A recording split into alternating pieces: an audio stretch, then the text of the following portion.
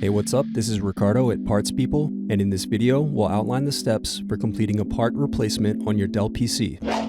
Visit our website and use this coupon for a 5% off discount.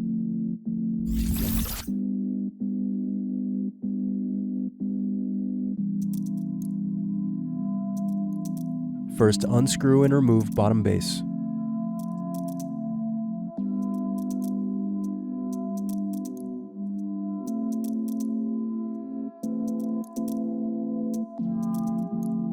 Now unscrew battery.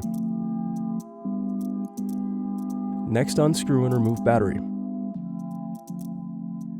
Thanks for watching. Don't forget to like and subscribe if you enjoyed this video. And if you need more, check out this playlist to watch other tutorials for your laptop.